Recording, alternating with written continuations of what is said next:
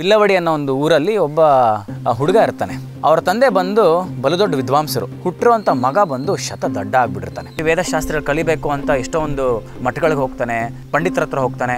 2 ದಿನದ ಮೇಲೆ ಅವನಿಗೆ ನೆನಪಿನ ಶಕ್ತಿಲಿ ಉಳ್ಕೊತಾ ಇರಲ್ಲ. ಜನಗಳು ಆಡಿದಂಥ ಒಂದು ಚುಚ್ಚು ಮಾತುಗಳಿಗೆ ಅವನಿಗೆ ತುಂಬಾ ಜಿಗುಪ್ಸೆ ಬಂದ್ಬಿಡುತ್ತೆ. ಆ ಹರಿತವಾದಂಥ ಚಾಕುಲಿ ತನ್ನ ನಾಲಿಗೆನ ಕತ್ತರಿಸ್ಕೊಂಡ್ಬಿಡ್ತಾನೆ.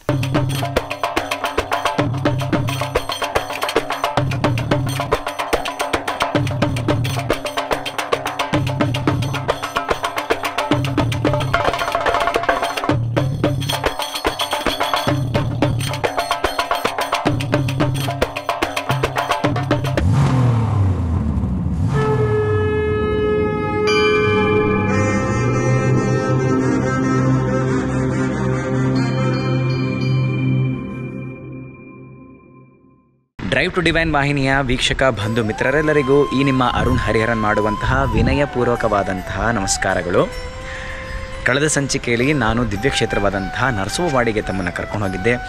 ಈಗ ನರಸಿಂಹ ಸರಸ್ವತಿ ಯತಿಗಳ ಮತ್ತೊಂದು ದಿವ್ಯ ಸಾನ್ನಿಧ್ಯ ಆಗಿರತಕ್ಕಂತಹ ಶ್ರೀ ಕ್ಷೇತ್ರ ಔದುಂಬರಕ್ಕೆ ನಾನು ನಿಮ್ಮನ್ನು ಕರ್ಕೊಂಡು ಹೋಗ್ತಾ ಇದ್ದೀನಿ. ತಡ ಯಾಕೆ ಮಾಡೋಣ, ಬನ್ನಿ, let's go on a drive to divine.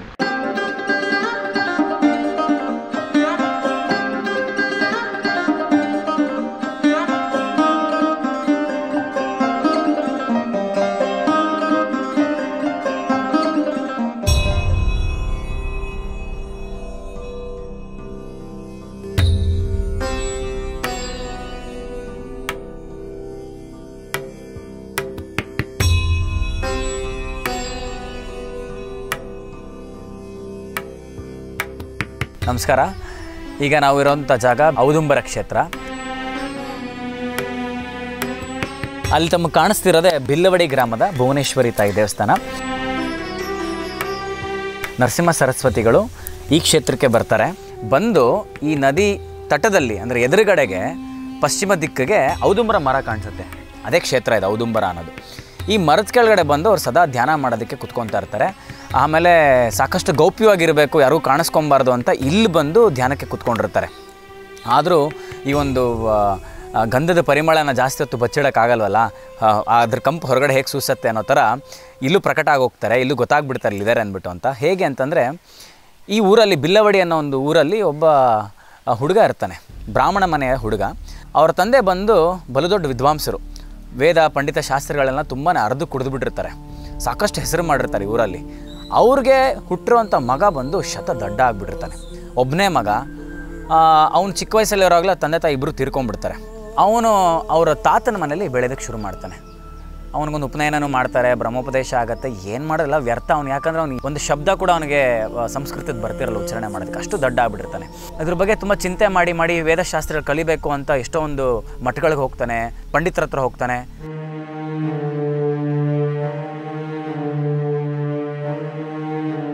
ಎರಡು ದಿನದ ಮೇಲೆ ಅವನಿಗೆ ನೆನಪಿನ ಶಕ್ತಿಲಿ ಉಳ್ಕೊತಾ ಇರಲ್ಲ. ಊರಲ್ಲೆಲ್ಲ ಒಂದು ತುಂಬ ಹೀಯಾಳಿಸೋದಕ್ಕೆ ಶುರು ಮಾಡಿಬಿಡ್ತಾರೆ. ಅಲ್ಲಪ್ಪ, ನಿಮ್ಮಪ್ಪ ಅಂಥ ದೊಡ್ಡ ಪಂಡಿತರು, ಅಷ್ಟು ವೇದಶಾಸ್ತ್ರಗಳನ್ನ ಅರ್ದು ಕುಡ್ದಿದ್ರು, ಅಂಥವ್ನ ಹೊಟ್ಟೆಲಿ ಇಂಥವ್ನು ಹುಟ್ಟಿದೆಯಲ್ಲ ದಡ್ಡ, ನಿಮ್ಮಂಥವ್ರೆಲ್ಲ ಬದುಕಿರಬಾರ್ದಪ್ಪ. ನೀವೆಲ್ಲ ಯಾವ್ದಾರು ಕೆರೆನ ಬಾವಿಲೋ ನೋಡ್ಕೊಬೇಕು, ಇಲ್ಲ ಯಾವ್ದಾರು ಆಲದ ಮರದ ನೆಣಾಕೊಂಡು ಸತ್ತೋಗ್ಬೇಕು ಅಂತ ತುಂಬ ಚುಚ್ಚಿ ಮಾತಾಡ್ತಿರ್ತಾರೆ.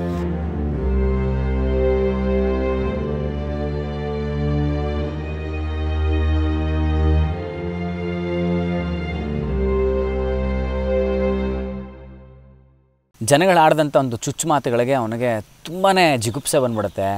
ಒಂಥರ ವೈರಾಗ್ಯ ಸ್ಥಿತಿಗೆ ತಲುಪಿಬಿಡ್ತಾನೆ ಅಂತ ಹೇಳ್ಬೋದು. ಅವ್ನು ಹೇಗೆ ಅನಿಸ್ಬಿಡುತ್ತೆ ಅಂತಂದರೆ, ನಂಗೆ ಯಾವ ಸಂಬಂಧಿಕರು ಬೇಡ, ಮನೆ ಬೇಡ, ಮಠ ಬೇಡ, ಊರೇ ಬೇಡ ಅಂತ ಹೇಳ್ಬಿಟ್ಟು ಊರು ಬಿಡೋದಕ್ಕೆ ಅಂತ ತೀರ್ಮಾನ ಮಾಡ್ಕೊಂಡ್ಬಿಡ್ತಾನೆ. ಹೋಗಬೇಕಾದ್ರೆ ಊರು ಬಿಟ್ಟು ಹೀಗೆ ಇದೆ ಭುವನೇಶ್ವರಿ ತಾಯಿ ಮಂದಿರದ ಮುಂದೆ ಹೋಗ್ತಿರ್ತಾನೆ. ಅಲ್ಲ ಅವ್ನಿಗೊಂದು ವಿಚಾರ ನೆನಪಿಗೆ ಬರುತ್ತೆ. ಅಲ್ಲ, ನಮ್ಮ ಕ್ಷೇತ್ರದಲ್ಲಿ ತುಂಬ ಶಕ್ತಿವಂತೆ, ಕೇಳಿದ್ನೆಲ್ಲ ಕೊಡೋಳು ಅಂತಂದ್ರೆ ನಮ್ಮ ಭುವನೇಶ್ವರಿ ಮಾತೆ. ನನ್ನ ಬಯಕೆಗಳನ್ನ ಅವಳು ಈಡೇರಿಸದೆ ಹೋಗ್ಬಿಡ್ತಾಳ, ನಾನು ಯಾಕೆ ಅವಳನ್ನ ಕೇಳಬಾರ್ದು ಹೋಗಿ ಅಂತ ಅವನಿಗೆ ಒಂದು ಉಪಾಯ ಹೊಳೆದು ಏನು ಮಾಡ್ತಾನೆ, ತಕ್ಷಣವೇ ಅಮ್ಮನ ಗುಡಿಗೆ ನುಗ್ತಾನೆ.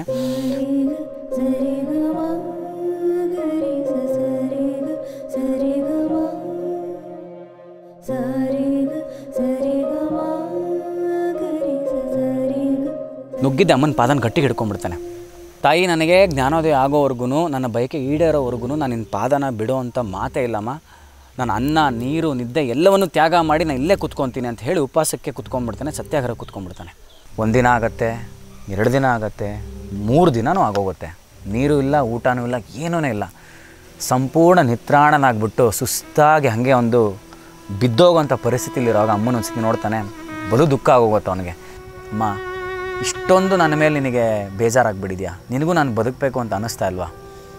ಸರಿ, ಹಾಗಿದ್ರೆ ನಾನೊಂದು ತೀರ್ಮಾನ ತೊಗೊತೀನಿ. ಅಮ್ಮ, ನಾನು ಇದೇ ಕ್ಷಣ ನನ್ನ ನಾಲಿಗೆನ ಕತ್ತರಿಸಿ ನಿನ್ನ ಪಾದಕ್ಕೆ ಇಡ್ತೀನಿ. ನಿನಗೆ ಅಲ್ಲೂ ತೃಪ್ತಿ ಸಿಕ್ಕಿಲ್ಲ ಅಂತಂದರೆ ಮರುಕ್ಷಣವೇ ನನ್ನ ಕುತ್ತಿಗೆನ ಕಡ್ಕೊಂಡು ನಿನ್ನ ಪಾದ ಹತ್ತಿರ ಇಡ್ತೀನಿ ಅಂತ ಗಟ್ಟಿಯಾದೊಂದು ನಿರ್ಧಾರ ತೊಗೊಂಡು ಆ ಹರಿತವಾದಂಥ ಚಾಕುಲಿ ತನ್ನ ನಾಲಿಗೆನ ಕತ್ತರಿಸ್ಕೊಂಡ್ಬಿಡ್ತಾನೆ.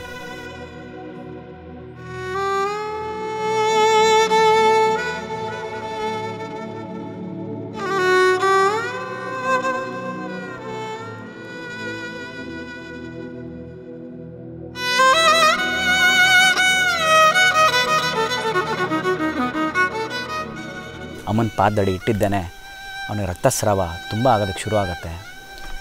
ಒಂಥರ ಜೋಂಪಿನ ಒಂದು ಪರಿಸ್ಥಿತಿ ಬಂದು ಹಾಗೇ ತಲೆ ಸುತ್ತಿ ಬಿದೋಗ್ಬಿಡ್ತಾನೆ.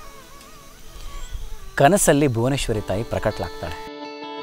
ಯಾ ದೇವಿ ಸರ್ವಭೂತೇಷು ಶಕ್ತಿರೂಪೇಣ ಸಂಸ್ಥಿತ ನಮಸ್ತಸ್ಯೈ ನಮಸ್ತಸ್ಯೈ ನಮಸ್ತಸ್ಯೈ ನಮೋ ನಮಃ. ಮಗನೇ, ಯಾಕಪ್ಪ ನನ್ನ ಮೇಲೆ ಇಷ್ಟೊಂದು ನೀನು ಹಠ ಮಾಡ್ತಿದ್ಯಾ? ನಿನ್ನ ಬೈಕೆ ಈಡೇರಿಸೋದಕ್ಕೆ ನನಗೆ ಸ್ವಲ್ಪ ಕಷ್ಟ ಇದೆ, ಆದರೆ ಅದು ಈಡೇರೋಂಥ ಸಮಯ ಕೂಡ ಬಂದಿದೆ. ಯಾಕಂತಂದರೆ ನನ್ನ ಗುಡಿಯ ಪಶ್ಚಿಮ ದಿಕ್ಕಲ್ಲಿ ಕಾಣ್ತಿರೋಂಥ ಔದುಂಬರ ವೃಕ್ಷದ ಕೆಳಗಡೆ ನರಸಿಂಹ ಸರಸ್ವತಿಗಳು ಸಾಕ್ಷಾತ್ ತ್ರಿಮೂರ್ತಿಗಳು ಅಲ್ಲಿ ಧ್ಯಾನ ಮಾಡ್ತಾ ಕೂತಿದ್ದಾರಪ್ಪ. ಮಗು, ನೀನು ಈ ಕೂಡಲೇ ಅವ್ರ ಹತ್ರ ಹೋಗೋ ಅವ್ರ ಪಾದ ಹಿಡಿ ಗಟ್ಟಿಯಾಗಿ, ಅವರು ತಕ್ಷಣವೇ ನಿನ್ನ ಬೈಕನ್ನು ಈಡೇರಿಸ್ತಾರೆ ಅಂತ ಒಂದು ಮಾತು ಹೇಳಿಬಿಟ್ಟು ಅಮ್ಮ ಅದೃಷ್ಟಲಾಗ್ತಾಳೆ. ಆತನಿಗೆ ನಿದ್ದೆಯಿಂದ ಎಚ್ಚರ ಆಗುತ್ತೆ. ತಾನು ಕಂಡಿದ್ದು ಕನಸು ಅಷ್ಟೇ ಅಲ್ಲ, ಕನಸಲ್ಲಿ ಸಾಕ್ಷಾತ್ ತಾಯಿ ಬಂದು ಸತ್ಯನೇ ಹೇಳಿದ್ದು ಅನ್ನೋ ಅರಿವು ಅವನಿಗಾಗುತ್ತೆ. ಅವ್ನಿಗೆ ಎಲ್ಲಿಲ್ದಿರೋ ಒಂದು ಉತ್ಸಾಹ ಶುರು ಆಗುತ್ತೆ. ತನ್ನ ನಾಲಿಗೆ ಕತ್ತರಿಸ್ಕೊಂಡಿದ್ದಾನೆ, ರಕ್ತಸ್ರಾವ ಆಗ್ತಿದೆ, ಯಾವುದನ್ನು ಲೆಕ್ಕಿಸದೆ ಅದು ಎಲ್ಲಿಂದನೋ ಒಂದು ಚೈತನ್ಯ ಅವನ ಮೈಯಲ್ಲಿ ಸೇರಿಕೊಂಡು ಎದ್ದು ಬಿದ್ದು ಓಡಿ ಬಂದು ಈ ನದಿ ತೀರದ ಹತ್ರ ಬಂದು ನೋಡ್ತಾನೆ. ಔದುಂಬರ ವೃಕ್ಷ ಕಾಣಿಸುತ್ತೆ.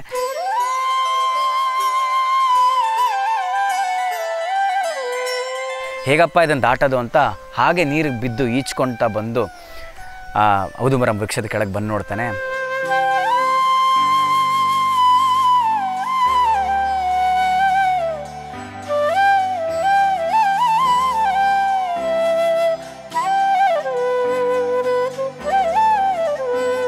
ಅವನಿಗೆ ಎಲ್ಲಿಲ್ದಿರೋ ಒಂದು ಉತ್ಸಾಹ, ಸಂತೋಷ. ಹೋಗಿದ್ದೇನೆ ಧಬಕ್ಕಂತ ಅವ್ರ ಪಾದಕ್ಕೆ ಸಾಷ್ಟಾಂಗ ಬಿದ್ದುಬಿಡ್ತಾನೆ. ಬಿದ್ದಿದ್ದೆ ಮೂರ್ಛೆ ಹೋಗ್ಬಿಡ್ತಾನೆ.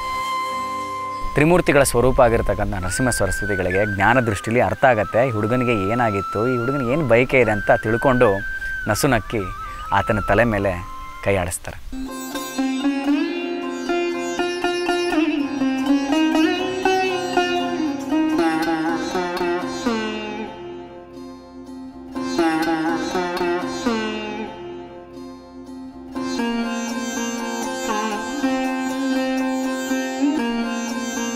ಅವರ ದಿವ್ಯ ದೃಷ್ಟಿಯಿಂದ ಅವ್ನಿಗೆ ಎಚ್ಚರ ಆಗುತ್ತೆ.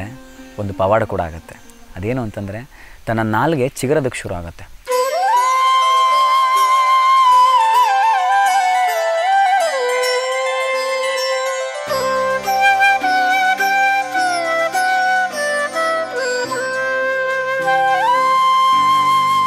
ಗುರು ಕಾರುಣ್ಯ ಎಂಥದ್ದು ಅಂತಂದರೆ ಆ ಹುಡುಗ ಏನಕ್ಕೆ ಬಂದಿದ್ದಾನೆ, ಅವನ ಬಯಕೆ ಏನು ಅಂತ ಅರ್ಥ ಮಾಡಿಕೊಂಡು ವೇದಶಾಸ್ತ್ರದ ಸಂಪೂರ್ಣ ಜ್ಞಾನನ ಅವನಿಗೆ ಧಾರೆ ಎರೆದು ಅವನ್ನ ಒಂದು ಪಾಂಡಿತ್ಯ ಪ್ರವೀಣನಾಗಿ ಮಾಡ್ತಾರೆ.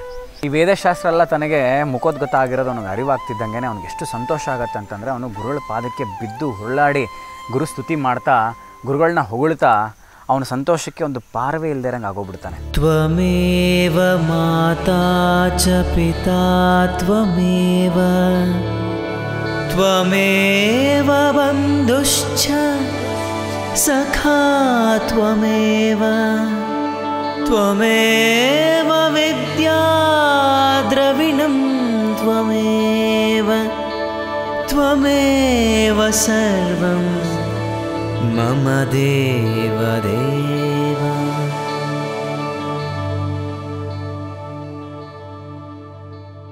ಇದೆಲ್ಲವೂ ನಡೆದಿದ್ದು ಇದೇ ಶ್ರೀಕ್ಷೇತ್ರ ಔದುಂಬರದಲ್ಲಿ ತಾಯಿ ಭುವನೇಶ್ವರಿಯ ಕೃಪೆಯಿಂದ ಹಾಗೂ ದತ್ತ ಮಹಾರಾಜರ ಒಂದು ಕೃಪೆಯಿಂದ ಆಗಿರುವಂತಹ ಒಂದು ಕಥೆ ಇದು. ಬನ್ನಿ ನಾವು ದತ್ತಕ್ಷೇತ್ರದ ಒಳಗಡೆ ಹೋಗಿ ಇನ್ನು ನಿಮಗೆ ಸಾಕಷ್ಟು ಪರಿಚಯಗಳನ್ನ ಮಾಡಿಕೊಡ್ತೀನಿ. ಬನ್ನಿ. ಎದುರುಗಡೆ ಇರತಕ್ಕಂಥ ಭುವನೇಶ್ವರಿ ಅಮ್ಮನವರ ದೇವಸ್ಥಾನ ಶಕ್ತಿಪೀಠವಾದರೆ ಇದು ಜ್ಞಾನಪೀಠ. ಅಂದರೆ ಅಜ್ಞಾನ, ಅಂಧಕಾರ, ಮನಸ್ಸಿನ ಸಕಲ ಮಲವನ್ನ ವಿಮೋಚನೆ ಮಾಡುವಂಥ ಕ್ಷೇತ್ರವಾಗಿರೋದ್ರಿಂದ ಇದಕ್ಕೆ ವಿಮಲ ಪಾದುಕೆ ಅಂತ ಹೆಸರು. ಬೆಳಗ್ಗೆ 5 ಗಂಟೆಗೆ ಸರಿಯಾಗಿ ಕಾಕಡಾರತಿ, ಸೂರ್ಯೋದಯದ ಸಮಯಕ್ಕೆ ಮಹಾಮಂಗಳಾರತಿ, ತದನಂತರ 11:30ಕ್ಕೆ ಷೋಡೋಪಚಾರಗಳಿಂದ ಮಹಾಪೂಜೆ ಅಂದರೆ ವೇದ ಸೇವೆ, ಪಂಚಾಮೃತಾಭಿಷೇಕ ಹಾಗೂ ಮಂತ್ರಪುಷ್ಪದಿಂದ ವಿಧಿವತ್ತಾಗಿ ಪೂಜೆ ನೆರವೇರುತ್ತೆ. ವಿಗ್ರಹ ರೂಪದಲ್ಲಿ ಅಲಂಕಾರ ಮಾಡಲಿಕ್ಕೆ ಪರದೆನ ಹಾಕ್ತೀವಿ. ಆ ಸಮಯದಲ್ಲಿ ಭಜನೆ, ಹಾಡು ಇತ್ಯಾದಿ ಸೇವೆಗಳು ನಡೀತಾ ಇರುತ್ತೆ. ದಿಗಂಬರ ದಿಗಂಬರ ಶ್ರೀಪಾದ ವಲ್ಲಭ ದಿಗಂಬರ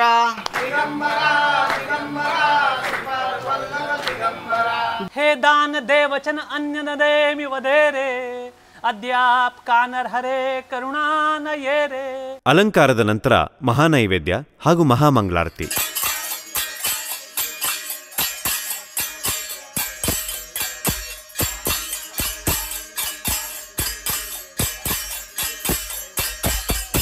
ಇದಾದ ನಂತರ ಮಹಾಪ್ರಸಾದ ನಡೆಯುತ್ತೆ.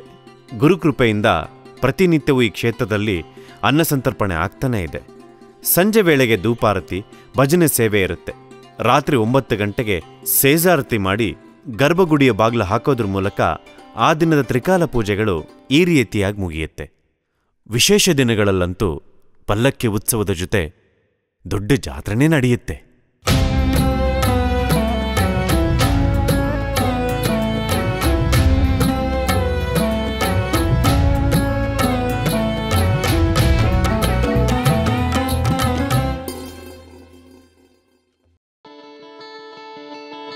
या देवी सर्वभूतेषु शक्तिरूपेण संस्थिता ನಾನೀಗ ಬಿಲ್ಲವಡಿಯ ಭುವನೇಶ್ವರಿ ದೇವಸ್ಥಾನಕ್ಕೆ ಬಂದಿದ್ದೀನಿ. ಬನ್ನಿ ತೋರಿಸ್ತೀನಿ. ನಮಸ್ತಸ್ಯೈ ನಮೋ ನಮಃ. ಇವತ್ತು ವಿಶೇಷವಾದ ದಿನ, ಒಂದು ಪಲ್ಲಕ್ಕಿ ಉತ್ಸವ ಬೇರೆ ಇದೆ. ಹಾಗಾಗಿ ಇವತ್ತು ವಿಜೃಂಭಣೆಯಿಂದ ಅಲಂಕಾರ ಮಾಡಿದ್ದಾರೆ ಇಡೀ ದೇವಸ್ಥಾನನ. ಬನ್ನಿ ಒಳಗಡೆ ಎಲ್ಲ ಹೇಗಿದೆ ಅಮ್ಮನವ್ರನ್ನ ನೋಡೋಣ, ದರ್ಶನ ಮಾಡೋಣ ಬನ್ನಿ.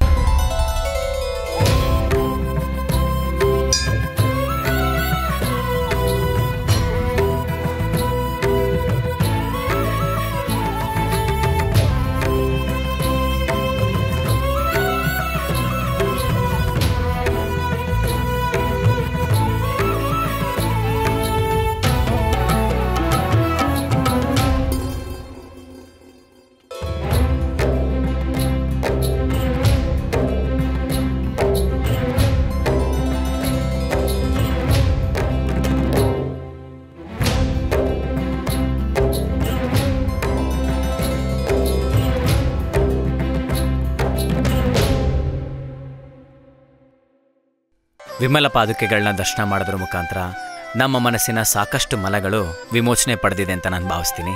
ನಾನು ಪರಿಚಯ ಮಾಡಿಸಿದಂಥ 2 ಕ್ಷೇತ್ರಗಳು ಮಹಾರಾಷ್ಟ್ರದಾದರೆ, ಶ್ರೀ ನರಸಿಂಹ ಸರಸ್ವತಿ ಯತಿಗಳು ದಶಕಗಳಿಗೂ ಹೆಚ್ಚು ಕಾಲ ಖಾಯಮ್ಮಾಗಿ ನೆಲೆಸಿದ್ದು ನಮ್ಮ ರಾಜ್ಯದ ಬಿಜಾಪುರ ಜಿಲ್ಲೆಯ ಗಾಣಗಾಪುರದಲ್ಲಿ.